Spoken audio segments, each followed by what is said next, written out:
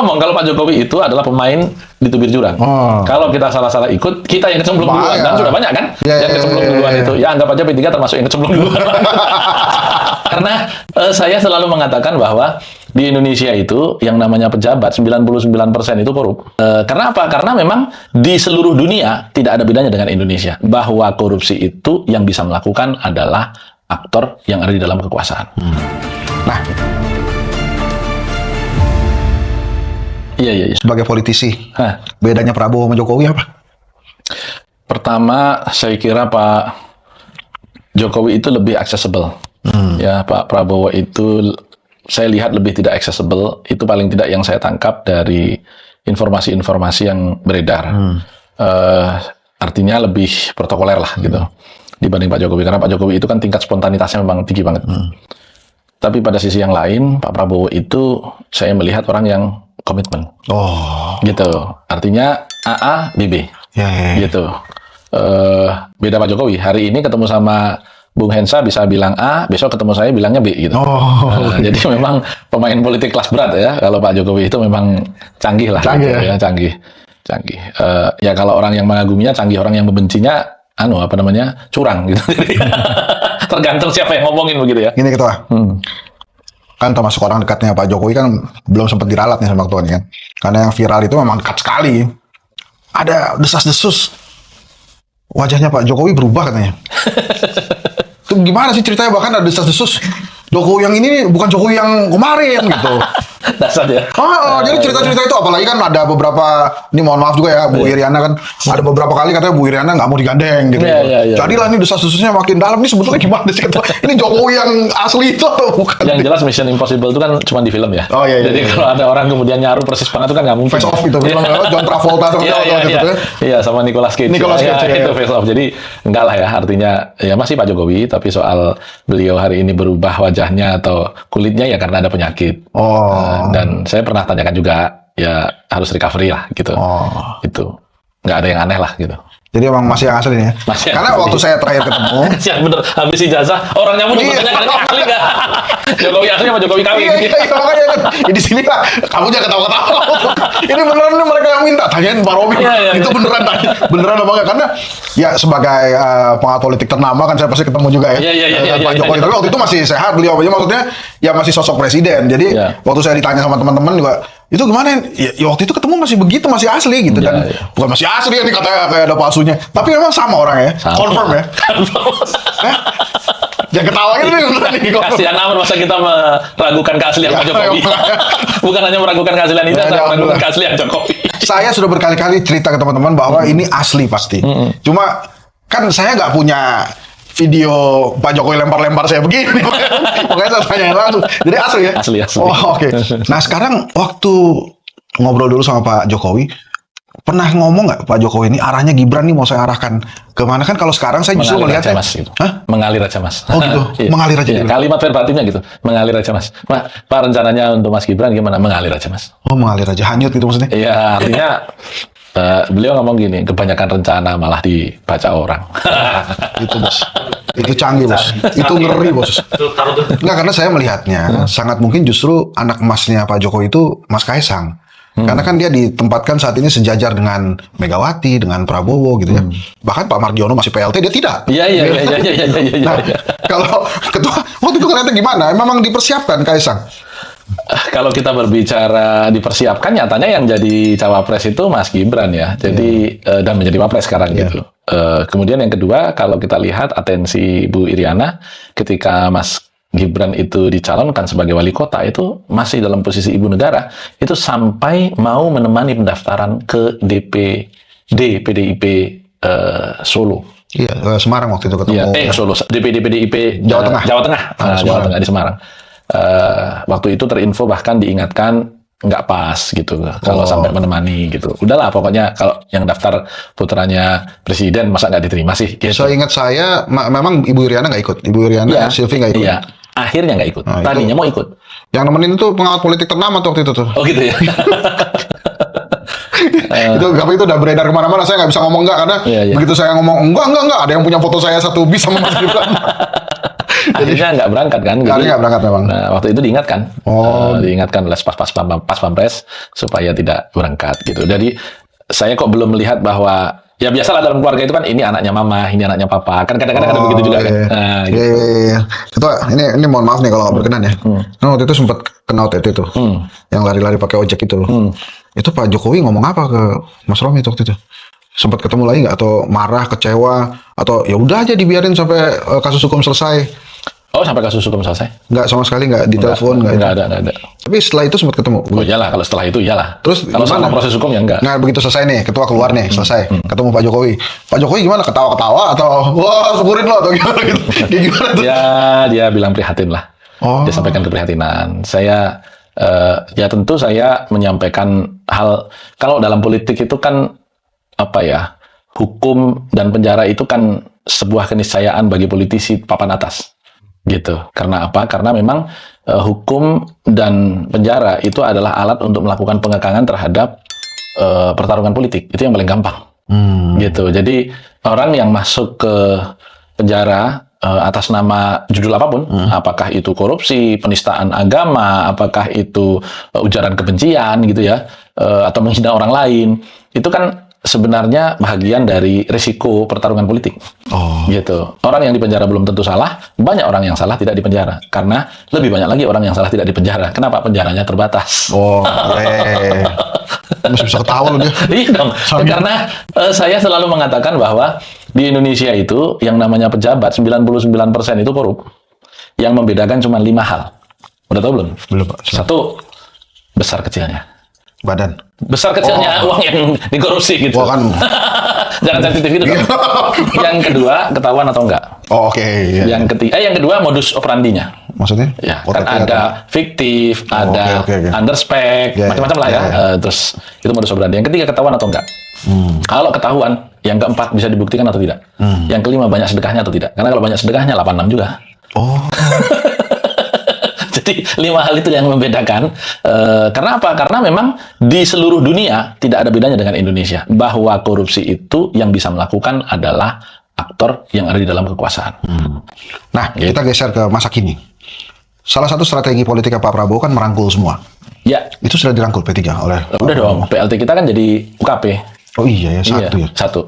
Oh, nggak mau nambah lagi? Nggak? Ya, itu kurang silaturahmi tadi saya bilang. Oh, nah itu gimana tuh? Jangan-jangan udah pasti beliau lagi ntar ketua umumnya? Enggak, karena kita kan juga melakukan pengecekan dengan saluran-saluran yang ada, bahwa Pak Prabowo sebagai ketua umum partai juga tidak menginginkan cawe-cawe. Nah, itu salah tadi kan sempat tanya, apa bedanya dengan Pak Jokowi? Nah, gitu. Kalau Pak Prabowo nggak mau cawe-cawe. Oh, jadi yang karena itu, beliau ketua umum partai dan bahasanya, saya tidak mau partai saya digitukan. Jadi saya juga tidak akan menggitukan partai.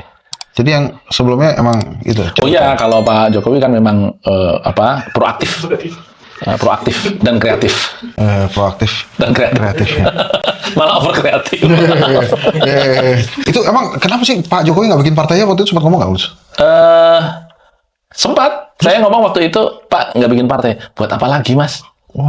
Ya kalau saya sih benar juga. Saya waktu itu nimpalinnya, iya Pak ya, Bapak nggak punya partai aja jadi presiden 2 periode. Artinya kan bikin partai juga nggak jadi presiden lagi kan? Secara undang-undang dasar kan nggak mungkin lagi. Buat apa kan gitu? Jadi beliau sudah terbukti tanpa memiliki partai, tanpa menjadi pimpinan partai, bukan hanya ketua umum, pimpinan partai, beliau bisa duduk sebagai presiden. Canggih. Artinya, ya kalau istilah yang sempat dimunculkan Pak Sandi waktu itu habis silaturahmi ke Pak Jokowi akan tetap mengkonsentrasikan diri aktif di dunia politik sebagai partai perorangan. Gitu.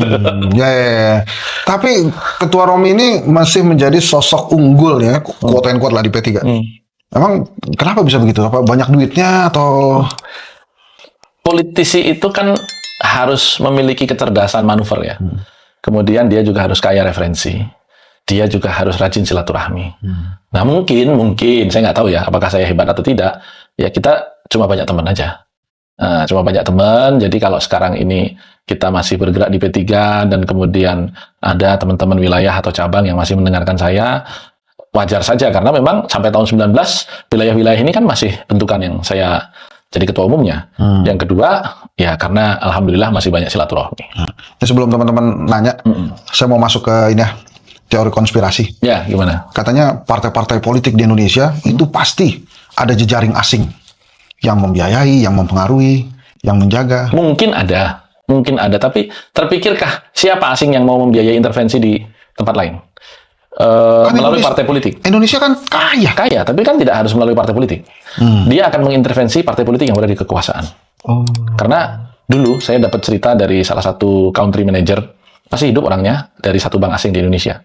Ketika menjelang Pak Harto jatuh, tahun 98, ada negara asing yang melakukan penggelontoran jumlah besar-besaran untuk membiayai demonstrasi jatuhnya Pak Harto. Dan itu dilakukan bahkan melalui, dalam tanda petik, langsung kedutaan besarnya. Karena yang memiliki rekening di bank tersebut adalah kedutaan besar tersebut. Dan jumlahnya saat itu masih sangat fantastis. 300 miliar. US dollar. 300 miliar rupiah. Oh, oke. Zaman Tapi itu di luar tahun biasa. itu, Zaman itu luar di biasa. tahun itu sangat luar biasa. Di tahun 98 itu. Bahkan country manager ini sampai dipanggil sama petinggi Bank Indonesia, diprotes. Karena Anda tahu bahwa kita ini inflasi sedang tinggi-tingginya, 70% waktu itu kan. Kenapa Anda melakukan penggelontoran uang besar-besaran? Dia bilang bahwa saya ini adalah bankir asing, bank saya bank asing, pemilik rekening ini adalah negara asing. Saya tidak bisa mencegah, karena tidak ada hukum yang membuat saya bisa mencegah itu. Tapi itu menghancurkan ekonomi kita. Ya, tapi kan uang-uang dia. Gitu. Terus, Anda harus melakukan pencegahan. Silahkan kalau Ibu mau melakukan pencegahan. Memang siapa yang punya rekening itu? Dikasih lihat. Kaget. Gitu. Artinya bahwa intervensi asing itu ada. Di tahun 65 juga ada. Aktor-aktornya di Indonesia pasti ada. Tapi most likely, paling tidak di P3, tidak pernah 1 rupiah pun dari asing. Ya, dan saya meyakini itu juga tidak ada di partai-partai yang lain ya. Tapi kalau dia masuk lewat kekuasaan, lewat upaya untuk melakukan destabilisasi, ya, kan begitu. Nggak, tadi ketua udah ngomong tentang asing-asing 28 Agustus ada nggak? 28. Intervensi asing. Nggak ada lah. Kata presiden ada. Enggak lah, nggak ada urusan kalau... Ini kan tanya pendapat saya. Iya, iya, Nggak iya. ada. Oh, nggak ada ya? Dari informasi yang saya serap nggak ada, dan dari semua balutan teori konspirasi yang mungkin tidak masuk akal. Karena sedikit sekali di seluruh dunia ini negara yang mau mengintervensi negara asing. Mungkin Pak Hendro apa Pak Prabowo sih ngomong ada asing? Pak Hendro. Pak Hendro. Saya pastikan tidak. Oh. Kenapa? Karena tidak ada satupun kekuatan asing yang mau mengintervensi pemerintah yang baru terbentuk. Gitu. Apalagi negara asing ini sendiri, di negaranya juga lagi kisruh. Ya. Gitu. Jadi sudah pasti enggak. Begitu. Nah, kita balik lagi ke ini. Udah ketemu Pak Prabowo? Belum. Jelang muktamar ini? Belum. Kan beliau tidak mau. Nanti dianggap intervensi. Oh. Dianggap intervensi kan kalau ditemui salah satu gitu. Saya bilang sama Pak Lukman Saifuddin kan satu-satunya tokoh P3 yang diterima. Yeah. Saya bilang, Mas, sampai maju aja lah Mas. Kenapa? Karena dalam 6 bulan terakhir ini satu-satunya tokoh P3 yang diterima presiden hanya sampai, oh itu nggak ada urusan sama P3, itu gerakan nurani bangsa. Oh. Iya, tapi kenapa dia nggak maju ya? Kan menteri juga pernah. Iya, Pak Lukman itu seniman. Oh. Seniman dia, jadi sekarang beliau menikmati kesenimannya, seniman motor dia. Oh. Maksudnya senang touring. Ini kelihatannya apa yang terjadi saat ini, Ketua?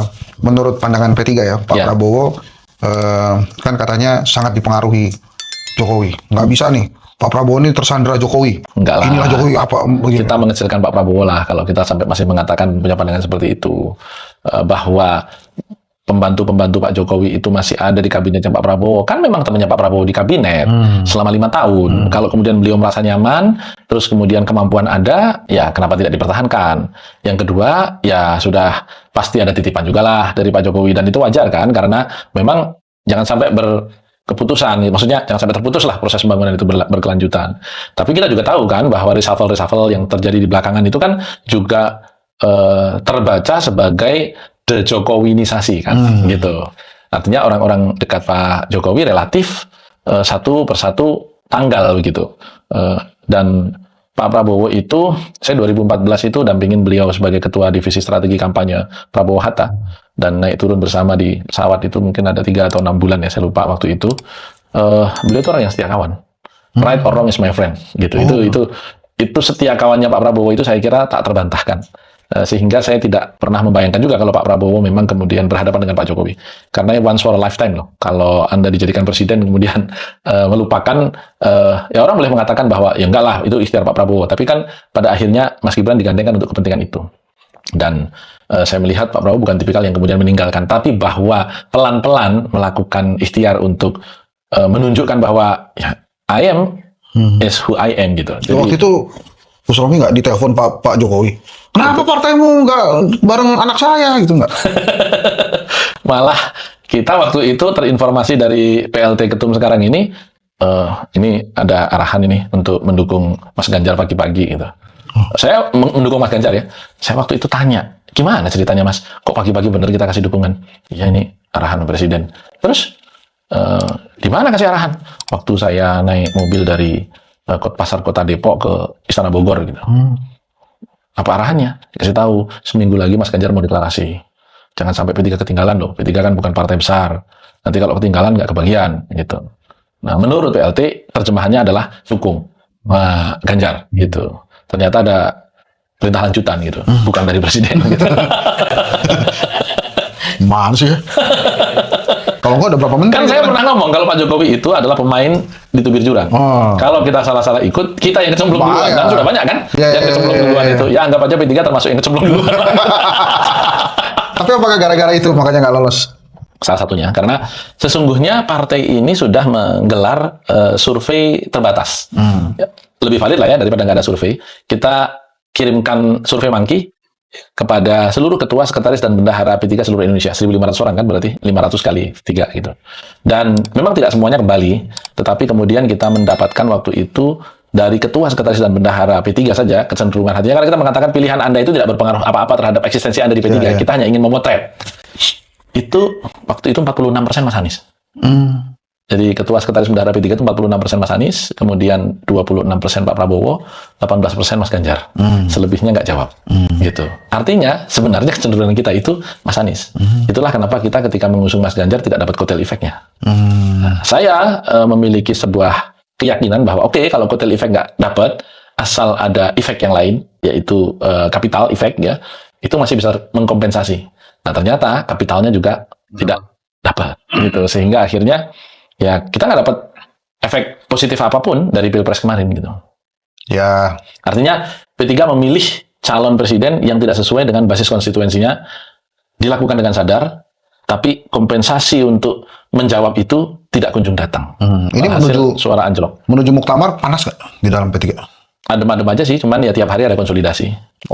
Antar calon atau gimana? Antar pendukung calon lah.